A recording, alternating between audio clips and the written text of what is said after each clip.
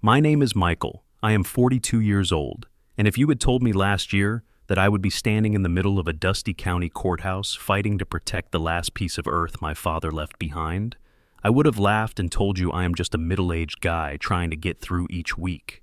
But that was before the bad neighbors arrived, before the screaming, before the threats, before my widowed mother at 68 years old sat at her kitchen table with shaking hands and a foreclosure notice she never deserved. The problem began with something so small you might miss it, like the first crack in a windshield. Mom's land was 30 acres of oak trees and old pasture on the edge of rural Oklahoma. My father had worked it all his life until a heart attack took him 5 years ago. It was not a fortune, but it was his pride, and Mom always said, "Your daddy poured his sweat into this soil, and I am not selling to anyone." That is why when a slick new family bought the property next door, no one thought much of it. The man's name was Dennis Cobb, and he drove a lifted Ford with exhaust stacks that looked like factory smokestacks. His wife wore sunglasses indoors and talked like she was auditioning for a reality show. Their teenage son roared dirt bikes across the property lines, kicking up rooster tails of dust over Mom's tomatoes. They were the kind of neighbors who think the world bends around them, the kind who smile at church but dump their Bud Light cans in your ditch. At first it was little trespasses, their dogs in our yard, their trucks parked halfway in our gravel drive. Mom was patient, almost too patient, saying things like, "Maybe they do not know the boundaries yet, but I knew better." Dennis knew exactly where the line was because he had asked to buy a strip of land by the creek, and Mom said no. That refusal planted the seed of war. One Saturday afternoon, I drove up and found orange surveyor's tape strung across Mom's pasture, like crime scene ribbon. I tore it down and marched to their front porch, and that is when Dennis leaned over his railing, beer in hand, and barked the words that changed everything. "Your family should leave this property. This land is ours now." The rawness of that moment burned in my memory like hot iron. My mother, 68 years old, a widow with thinning silver hair, stood behind me clutching her sweater. She whispered, "Michael, let us go inside." But I could not move. I watched Dennis laugh, and in that laugh was the sound of every cheap land grabber in American history, from railroad barons to crooked developers. He waved a folder like he already owned our soil. Later I learned he had filed a bogus claim at the county assessor's office, saying the deed boundaries had shifted. It was paperwork fraud dressed up as legal filing, the dirtiest trick in the rural playbook. That night, Mom cried at the kitchen table. She set down her cup of tea and said, "I do not have the strength for this." I had not seen her cry since my father's funeral, and the sight made me clench my fists under the table. Every memory rushed back. Dad mowing the fields, Thanksgiving football games in the yard, my first kiss leaning against the barn wall, the smell of diesel and cut hay. This was not just acreage, this was bloodline. The emotional weight twisted into a new kind of fuel in my chest. I told her, "You are not going to lose this land. Not to him, not to anybody. If it takes every ounce of my life, I will fight him." She nodded, but her eyes stayed hollow, as if she did not believe me. The next weeks were a storm. Cobb's teenage son cut down part of our fence and spray-painted "Get Out" on Mom's barn. Trucks idled at night by our mailbox, headlights flooding the living room windows. When we called the sheriff, they shrugged. Dennis's cousin worked in that office. When Mom went to file a complaint, the clerk smiled and said, "It is a civil matter, ma'am." Civil matter. As if stealing a widow's land is just a neighborly spat about lawn clippings. Inside me, anger turned to calculation. I started reading every line of county zoning code. I dug into dusty record books in the courthouse basement, my fingers blackened by carbon paper and mildew. I pulled aerial maps from the Agriculture Extension Office. What I discovered was stunning. Cobb had filed not only a fraudulent land claim, but also falsified his own property taxes, underreporting his acreage to dodge levies. My heart raced. This was not just a neighborly dispute. This was federal fraud territory. I kept this discovery quiet, even from Mom. Instead, I played dumb, letting Dennis think his intimidation was working. I installed trail cameras in the trees, recording his trucks crossing the property line. I saved every harassing voicemail. I began to build a fortress of evidence, brick by brick. The emotional cost was heavy. Mom grew thinner, her once bright eyes dulled by constant stress. Neighbors whispered in the diner, some taking Cobb's side because he bought rounds of beer for the whole bar. Others avoided us, not wanting trouble. The isolation was suffocating, but I remembered my father's voice. Stand your ground, son, even if you stand alone. One evening, I walked the fence line at sunset. The fields glowed gold, and I felt Dad's presence in the cicadas and the smell of clover. I whispered aloud, I will not let them take this. And I meant it with a fierceness I had never felt before. Then came the twist. An envelope slid under Mom's door one morning, stamped with a lawyer's seal. Inside was a formal notice demanding she vacate encroached acreage within 30 days. 30 days, or face demolition of her structures by county order. The audacity left me speechless. My widowed mother, who had paid every tax, kept every receipt, was being treated like a squatter on her own soil. That was the breaking point. The problem was no longer just a neighbor. It was a system bending to intimidation. My emotions hardened into something colder. This was no longer a backyard feud. This was war, and wars are not won by shouting at porches. They are won by strategy, by documents, by law, by money, by pressure applied in the right places. I picked up my phone, scrolled to my contacts, and called an old college friend who worked at a federal insurance fraud division. When he answered, I simply said, I have a case for you. Bad neighbors, fake filings, tax fraud, maybe more. He chuckled at the phrase bad neighbors, but when I emailed the scanned documents, his tone shifted. He said, Michael, do not do anything rash. This could get very big. That night, as cicadas buzzed outside, I sat at the same kitchen table where Mom had cried and laid out the documents like chess pieces. I was no longer the son defending his mother. I was a general planning a campaign.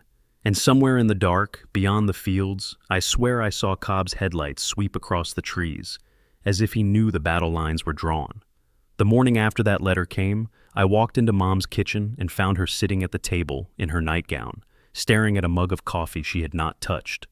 The sunlight through the window was soft, but her face looked older than I had ever seen it. She whispered, Michael, I cannot fight them. I do not have the strength.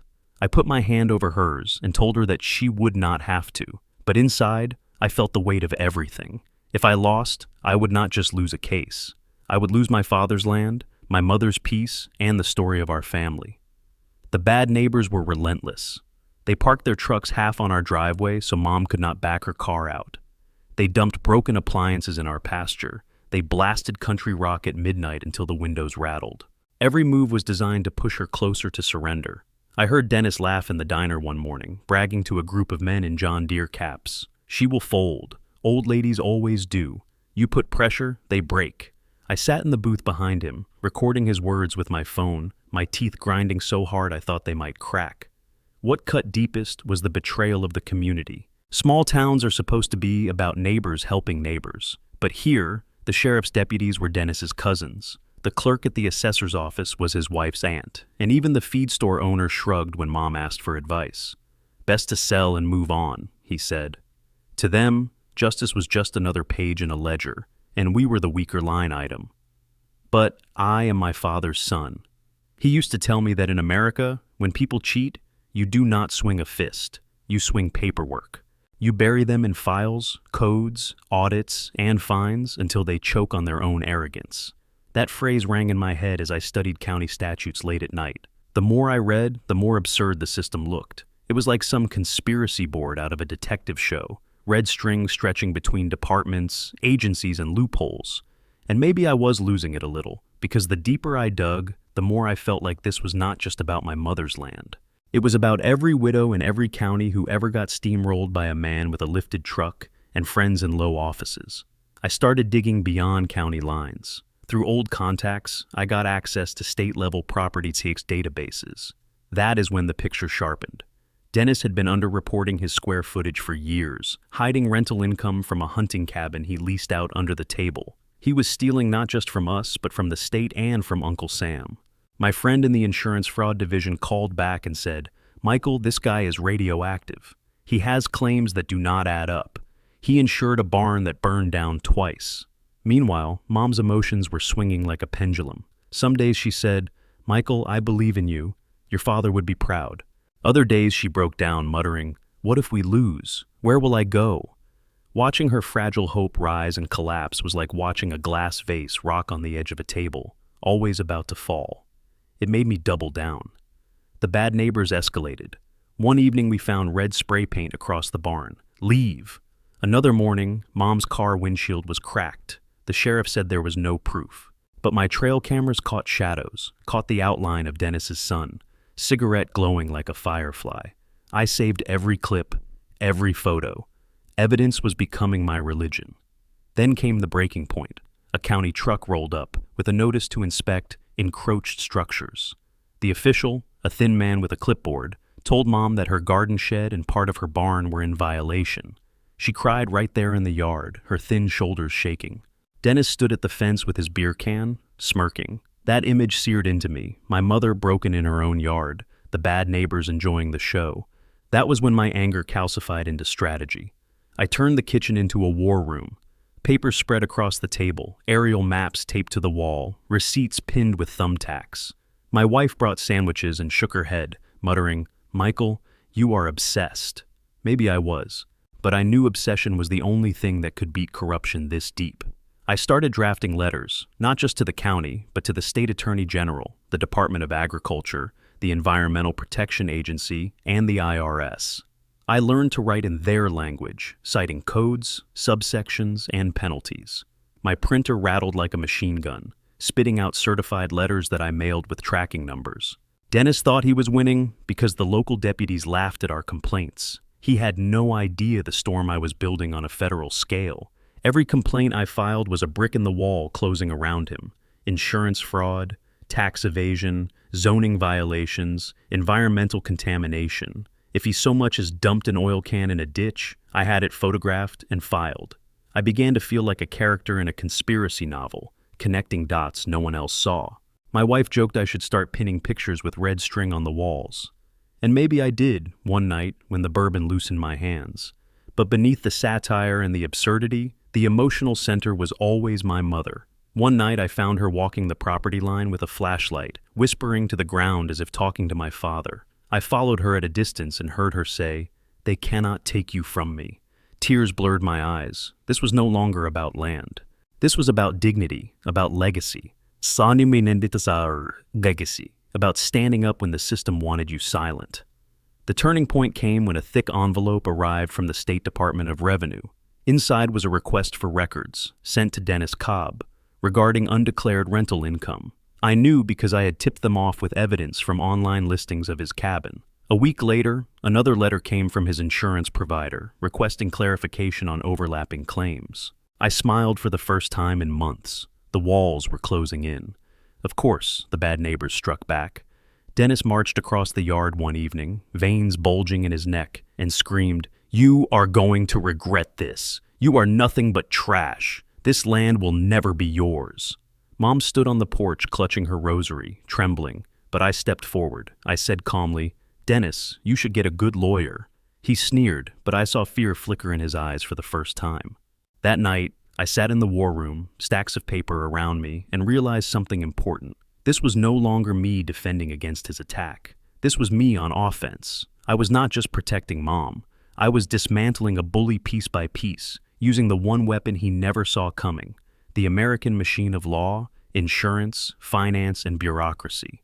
And as absurd as it sounds, I started to enjoy it. Filing forms became like setting traps in a forest. Each letter, each affidavit, each photo was a snare waiting for him to step in. I began to see myself less as a son and more as a hunter, stalking prey with paperwork instead of bullets.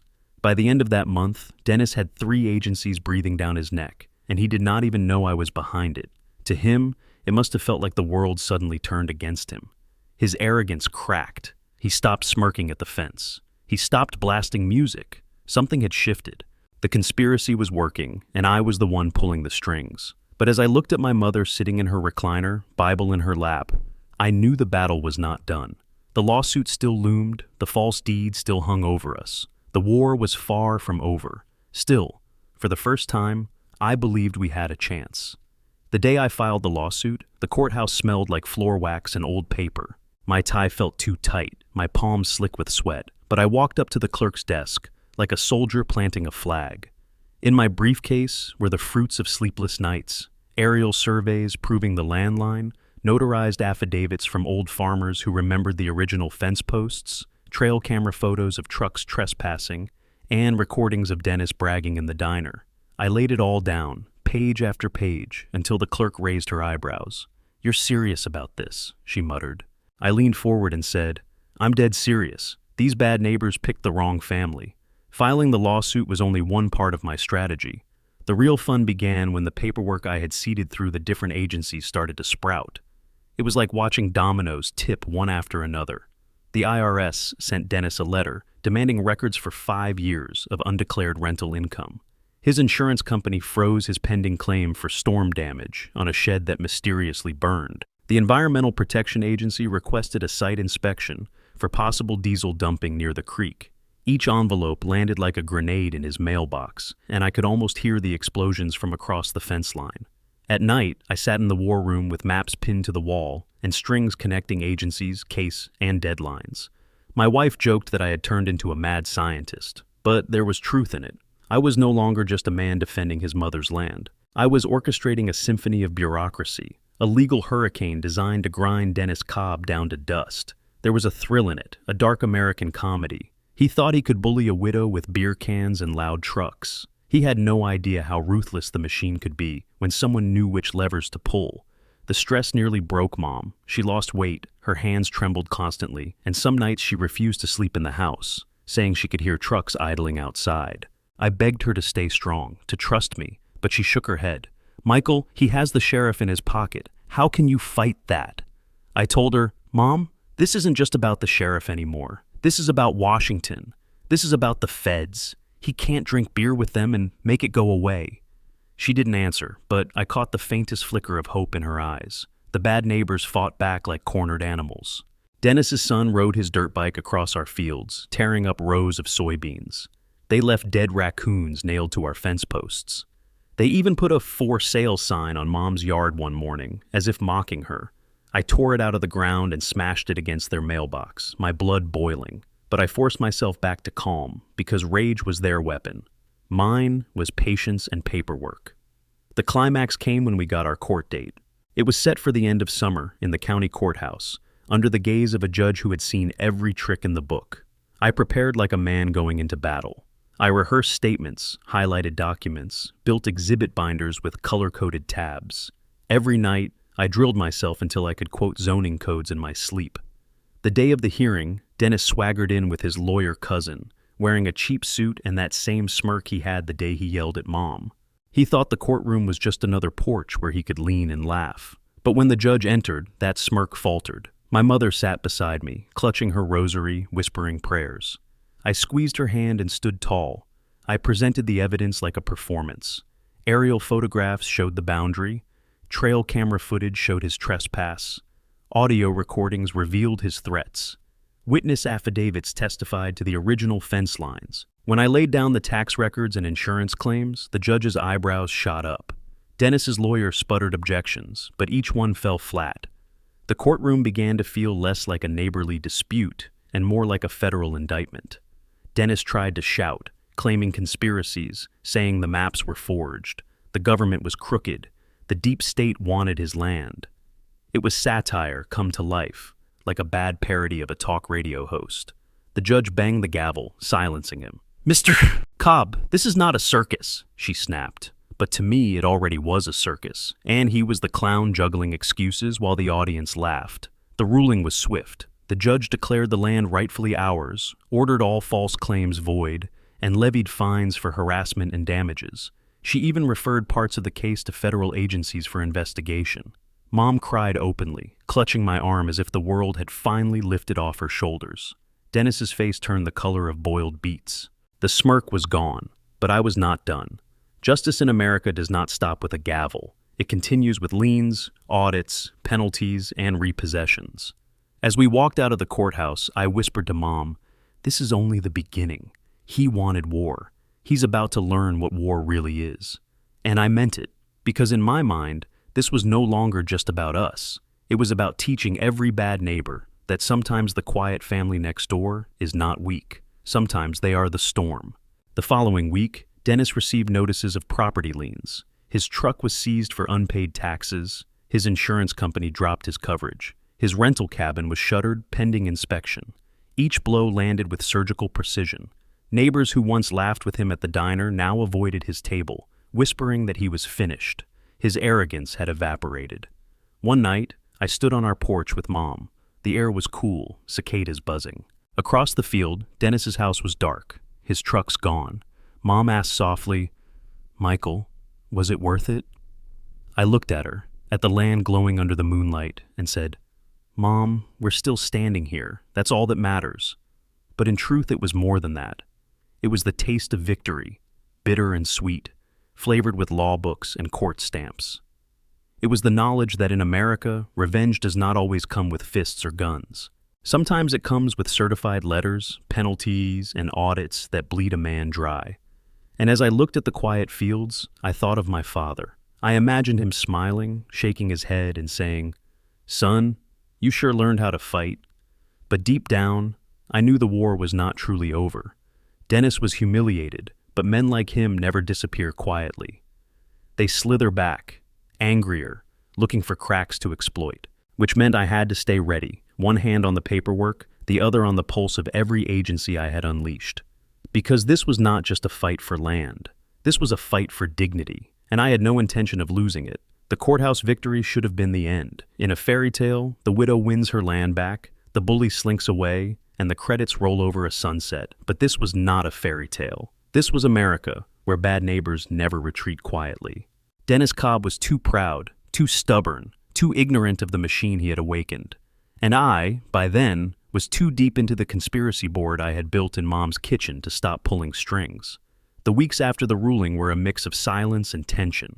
Mom tried to go back to her routines, tending the tomatoes, baking cornbread, visiting church on Sundays. But I saw her eyes dart to the window whenever a truck rumbled by. She still clutched her rosary like it was a shield. I tried to reassure her, saying, "The law is on our side now." But she knew, as I did, that a man like Dennis would not accept humiliation without lashing out. Sure enough, the counterattacks began. A mysterious brush fire started near our fence line. Mom's mailbox was smashed. Someone tossed nails across our driveway, flattening 2 tires. When we called the sheriff, the deputy shrugged, muttering, "Could be kids." We both knew whose kids. Dennis's boy, still riding his dirt bike like a wasp in our fields. I stared at the deputy, at his smug indifference beneath his thought, fine, if the locals will not act, I will act. But I will act in the American way, through the kind of institutions Dennis had mocked his whole life. I doubled down. I filed motions to accelerate the liens. I wrote letters to the Department of Agriculture, citing environmental concerns about his unlicensed cattle pens. I tipped off the fire marshal about suspicious blazes. I even called the IRS hotline anonymously, feeding them details about his under-the-table cash business renting out that hunting cabin. Each action felt like pressing a button in some vast machine, and every button made his world collapse further. The satire of it all started to amuse me. There I was, an ordinary son with a mortgage and a day job, turning into a paper-wielding general commanding agencies like battalions. It was absurd and glorious. I began to imagine myself in a conspiracy thriller where the hero is not a soldier with a rifle, but a clerk with a stack of certified letters. And each time Dennis opened his mailbox, another bomb exploded in his life. The turning point came in court again, not the land case, but the follow-up hearings. Dennis stormed in, hair greasy, shirt untucked, eyes bloodshot. He ranted about conspiracies, deep state plots, foreign investors stealing his property. The judge stared at him like he was a child throwing a tantrum. I almost laughed out loud when he screamed, "This is all fake news!" in the middle of a zoning hearing. It was satire writing itself. The gallery chuckled, and the judge banged her gavel, threatening contempt. But beneath the comedy, the consequences were real. The judge upheld every penalty, expanded the fines, and ordered an independent survey that confirmed once again the land was Mom's and always had been. Dennis's lawyer cousin slumped in his chair, sweating through his cheap suit. The sheriff avoided eye contact. The tide had turned, not just in the courtroom, but in the whole town. Neighbors who once drank with Dennis at the diner began to whisper differently. Stories spread about audits, frozen bank accounts, insurance cancellations. Men who had once admired his swagger now shook their heads, saying, "That Cobb boy messed with the wrong widow." I caught glances of sympathy toward Mom at church, the same people who had turned away before. Funny how quickly loyalty shifts when a man loses power. The financial assault was working better than I ever dreamed. Dennis's trucks were repossessed. His cabin was padlocked by the state. His credit score plummeted into the basement. His wife's sunglasses cracked under the weight of unpaid bills. The once proud Cobb household turned dark at night, curtains drawn, silence heavy. It was like watching an empire collapse, not with a bang, but with a stack of overdue notices. Still, there was one final act to stage. Revenge does not end with paperwork alone. It ends with spectacle, the kind that sears itself into memory. And fate handed it to me in the form of a county auction. The notice was small, buried in the classifieds. Seized property, vehicles, and equipment belonging to Dennis Cobb, to be sold at public auction. I drove there on a Saturday morning, Mom in the passenger seat, her hands trembling. The parking lot was full of trucks, farmers, and curious onlookers. At the front, gleaming under the sun, sat Dennis's lifted Ford, the same truck he had leaned from when he shouted, "Your family should leave this property." The auctioneer barked numbers. The crowd murmured. I raised my hand at $200, half as a joke. No one outbid me. Silence hung heavy until the gavel dropped. "Sold!" The crowd erupted in laughter, some slapping their knees. I walked up, signed the papers, and took the keys. When Dennis arrived, too late, his face was a portrait of rage and disbelief. He lunged at me, screaming, "That's mine! You stole it!" Deputies held him back, reminding him that, no, actually, the county had seized it, and I had bought it fair and square. I looked him in the eye and said, "Dennis, you told my family to leave this property, but guess what? We're still here. And now, I'm driving your truck." The moment was absurd, almost cartoonish. Me, a middle-aged man with no interest in jacked-up trucks, holding the keys to his pride and joy. Mom stood nearby, tears streaming, laughing for the first time in months. The crowd chuckled, shaking their heads. It was satire wrapped in justice, comedy tangled with revenge. From then on, every time I drove that ridiculous truck into town, people knew the story. They whispered, "That's Cobb's old ride. Belongs to the widow's son now." It was humiliation Dennis could never scrub away. But the lesson was not in the truck. It was in the look on my mother's face when she walked her property line at sunset that night. The land safe, the barns hers, the horizon clear. She whispered, "Thank you." And I felt the war finally settling into peace. Of course, part of me still kept the conspiracy board up, red strings connecting agencies and cases. Because once you see how the system works, you cannot unsee it. And once you learn how to wield it, you never quite put it down. Still, the showdown was over. The bad neighbors had been crushed not by fists or shouting, but by the weight of the American machine, law, finance, and bureaucracy grinding them into dust. And for the first time since my father's death, I felt like he would have been proud. If you had walked down our county road that fall, you would have seen the quiet aftermath of war. The leaves turned gold and red, the cicadas died down, and Mom's land stretched wide and peaceful again. The barns stood tall, the fences were mended, and for the first time in months, the only lights at night were the stars. To a stranger, it might have looked like nothing had happened, but to us, every acre was a battlefield reclaimed, every sunset a medal pinned to my mother's heart. The bad neighbors had become ghosts of themselves. Their once proud Ford sat in my driveway, its chrome dulled by dust, a trophy on 4 wheels. Their house grew dark, foreclosure notices taped to the door. The dirt bikes were silent. The stereo no longer rattled windows at midnight. It was eerie, like watching a carnival collapse after the lights go out. People in town said Dennis drove out one night with his wife and son, hauling a U-Haul that rattled like bones. No one knew where they went. Some swore they saw him at a gas station in Amarillo, muttering about conspiracies and deep state plots. Others said he skipped town to avoid federal subpoenas. Either way, he was gone, and the silence he left behind was the sweetest sound my mother had ever heard. But victory was not clean. It never is. Mom sat on the porch one evening, rocking slowly, and said, "Michael, I wanted justice. I did not want to destroy them." I looked at her, at the lines carved deep into her face by months of fear, and asked, "Do you regret it?" She shook her head. "No, but I pity them." That stunned me. After everything, the threats, the vandalism, the lies, she found pity where I felt only triumph. It was the difference between us. She had lived longer, seen more. I was still burning with the fire of revenge. She had already begun to cool into forgiveness. I thought about that as I sat in the truck I had bought for $200 at auction, Dennis's pride and joy. At first, I drove it around town just to see the smirks and whispers. It was my victory lap, satire on wheels. But after a while, it felt hollow. The truck smelled of spilled beer and rage, a relic of a man who had wasted his life on arrogance. One afternoon, I donated it to the volunteer fire department. They needed a heavy-duty vehicle for brush fires, and I figured it was poetic justice. The same man who set fires in our fields would now indirectly help put them out. The firefighters cheered, and Mom laughed so hard she cried. The lawsuits and audits kept grinding on long after Dennis vanished. Agencies do not stop just because a man skips town. His name appeared in public notices, delinquent taxes, unpaid fines, liens stacking like bricks. I stopped keeping track after a while. The machine I had set in motion no longer needed me. It would chase him down across state lines, through every bank account, every insurance claim, every tax form. In a way, that was the true punishment, not a single moment of shame in front of the neighborhood, but an endless slow bleed of forms, fees, and seizures.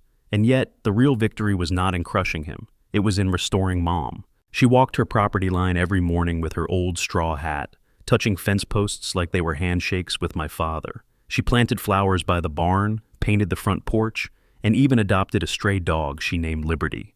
I will never forget the morning I saw her sitting in her rocking chair with that dog at her feet, selling at the land like it was hers for the first time again. For me, the lesson came slower. At first, I gloried in the revenge. I replayed Dennis's red face in court, the gavel slamming against his excuses, the laughter when I bought his truck. I savored the irony, the conspiracy come full circle, the satire of a bully undone by the very system he mocked. But as the weeks turned into months, I began to wonder what it had cost me. Nights of sleep, months with my wife and kids I would never get back, hours hunched over codes and maps like a madman chasing shadows. The war had consumed me as much as it had consumed him. One night, I dreamed of my father. He stood in the field, hands on his hips, shaking his head. "Son, you fought well," he said, "but you cannot live your whole life fighting. Land is important, but peace is more important." I woke with tears on my face, the kind of tears that feel like release. That morning, I took down the conspiracy board from the kitchen wall, rolled up the maps, and burned the red string in the fireplace. Mom watched silently, nodding as if she understood. Now, when I drive through that county, I see other widows, other families, other small fights over land, fences, or water rights. Some of them wave to me, whispering that they heard what I did to the Cobbs, asking for advice. I always tell them the same thing. Gather your evidence, file your papers, stand your ground. But remember, the goal is not revenge. The goal is dignity. Because that is the true American lesson. Bad neighbors will always exist. They come in trucks, in suits, in offices, even in family sometimes. They will bully, cheat, and try to take what is not theirs. And you can fight them, yes. You can bury them in the very laws they ignore, crush them with the weight of insurance, finance, and bureaucracy until they beg for mercy. But in the end, the sweetest victory is not their defeat. It is the quiet morning when you stand on your land, breathe the air, and know that it is still yours. As for Mom, she is 70 now. Her hair is white, her hands are still thin, but her eyes shine again. She tells the story sometimes at church potlucks, laughing at how her son turned into a federal conspiracy all by himself. People laugh, clap her on the shoulder, call me the Storm. She always corrects them. No, he is just Michael. He is just my boy who would not let me be pushed off my land. And that is how I want it remembered. Not as a tale of revenge, though it was. Not as a satire of bureaucracy, though it was that too. But as a story of a widow who kept her land, a family that stood together, and a son who learned that peace is better than poison. The bad neighbors are gone. The land is still here. The lesson is ours forever.